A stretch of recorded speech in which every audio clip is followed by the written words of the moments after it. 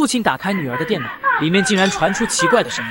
他惊恐地喊来妻子一起查看，可眼前的一幕让二人呆愣原地。视频里惨遭折磨虐待的正是他们的女儿。然而不久后，更让他们绝望的是，警方竟在荒山溪水旁找到了女儿的尸体。女孩浑身上下布满虐打伤，没有一处完整的皮肤，甚至连手脚的指甲都被全部拔掉了。根据尸斑的形态，警方推测死者所遭受的虐待至少持续了3天以上。然而如此惨绝人寰的案件已经不是第一次发生了。3年前，首尔发生了3起恶性杀人事件，受害者都是年轻女性。第一起案件是一个刚打完麻将回家的大妈发现的，当时她看到自己应该在上大学的女儿满身伤痕的躺在家门口，大妈当即绝望的报了警。不料没过几天，又有一对夫妻在自家的菜园里发现女儿衣不蔽体，伤痕累累的被抛尸在了菜地中，凶手好像故意展示给父母看一样。2年前最后一起案件的受害者被凶手抛尸在了其母亲的车子旁，由于3名受害者身上的伤痕以及凶手抛尸的手法基本相同，第一个发现尸体的都是死者父母，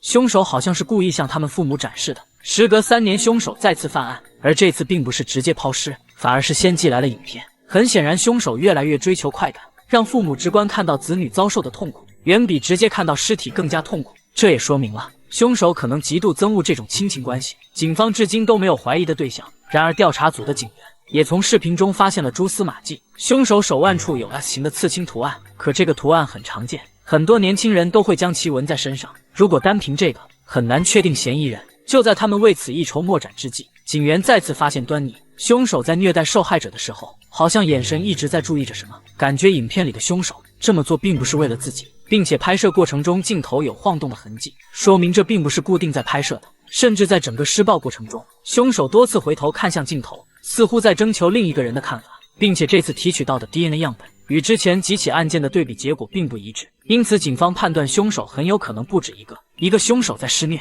而另外一个凶手则在拍摄，并且其中拍摄者应该是主犯。他先是支配凶手犯罪，然后将此作为把柄，之后2人就绑在了一起，被支配者也会因此对杀人逐渐上瘾，协同犯案就一定会留下痕迹。很快警方就找到女孩学校，调取了女孩失踪前最后的监控影像。监控中可以看出女孩出了教室，捡到一个笔记本后向前面人追了上去，最后消失在了走廊尽头。经过试验确定，嫌犯在作案时是专门找到了一个监控死角，将其引诱到此，而另一个人则负责动手，完美配合下完成了绑架。凶手选定目标的方式就是利用对方乐于助人的善举。就在警方加班加点收集线索之时，凶手再次物色猎物准备下手。他故意假装摔倒，将东西撒了一地。善良的女孩并未多想，主动上前帮忙拿东西，哪知下一秒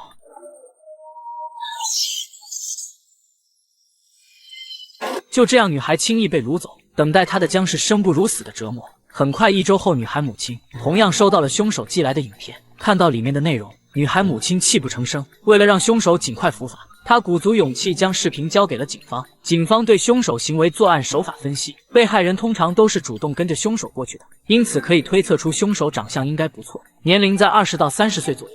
从案发时间和抛尸时间来看，凶手可能没有固定的职业。从施虐手法看得出来，凶手很有可能受到过父母的虐待或者家暴。警方对视频录像的反复分析，终于从中发现了蛛丝马迹。施暴者手腕上的 S 图案与一个名叫承运商社的公司有关。这一查竟查出惊人线索，运营者江载德曾因犯暴力等罪多次进过监管所，根据记录又是受到过家庭暴力，这与警方分析出的凶手形象近乎相同。警方根据线索找到对方，刚一下车就听到女人撕心裂肺的喊叫声，男人对着镜头狠狠地抽打婴儿。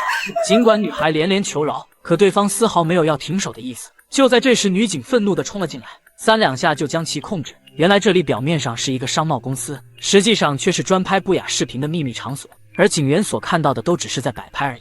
询问后得知，江载德确实和他们合作过，并向警方透露江载德十分变态。警方再次找到江载德家调查时，他的父亲显得格外敏感，并且拒不配合，甚至大声地说警员为什么总是会到家里来，好似在故意说给什么人听。果然不出所料，警员从镜子里看到了江载德逃跑的身影，警员二话不说就追了上去，最终对方被逼到天台无路可逃。江载德似乎精神不太正常，战战兢兢说自己不想再回到监狱里去，说罢就毫不犹豫地从楼上跳了下去，命丧当场。而江载德的手腕上恰好有 S 型图案，然而警方之后调查发现，他的房间凌乱不堪，和统治人的虐待狂的性格截然相反，而且房间里没有任何镜子，可以看出对方极其不自信，是自我否定型人格，说明江载德很有可能是被支配型的。老姜在房间里找到了第二个被害人的指甲，凶手将其做成标本进行收藏，如同战利品一样。另外，警方还在屋内发现了一张照片，经过指认，除了江载德，还有一个名叫阿正的人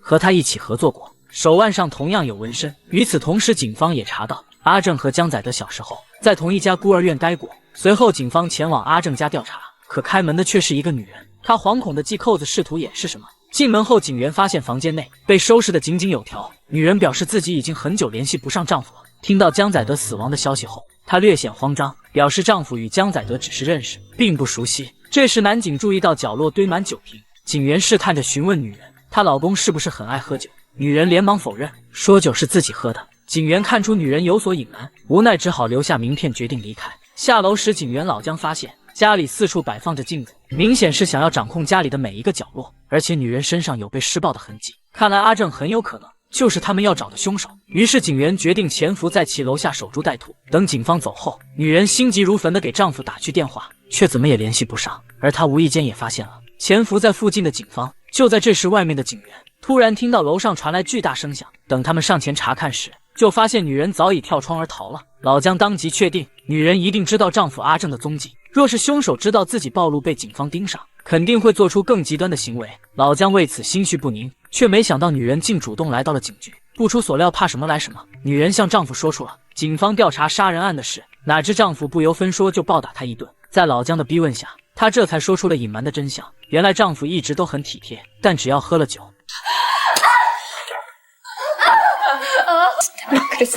最终在女人的配合下，警方成功抓捕了阿正，并在他的汽车里找到了作案工具。即使证据确凿，凶手依旧一脸坦然，拒不开口。为了尽快找到受害者下落，警方打算让妻子对其进行劝说，殊不知此举带来了更大的隐患。납치된 정말 말하지 않을 거예요? 절대 말하지 않아.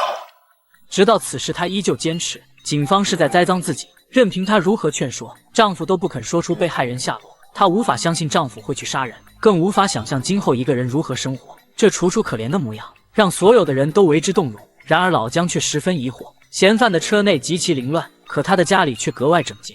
他们仔细观看了审讯录像，发现凶手状态十分不自然，好像是在演戏。而妻子在对其劝说时，并没有感到害怕，反而率先与丈夫眼睛对视。就连看到那些残忍的照片时，她都没有表现出一丝恐惧和厌恶。相反，男人似乎是在等待妻子主导自己。老姜这才恍然大悟，原来女人打的是感情牌，目的就是想让阿正认下所有的罪。最后，她也如愿的听到了阿正的承诺。女人从一开始就将自己伪装成受害者，其实她才是谋划一切的人。警员立马给护送女人的警员打去电话，结果下一秒，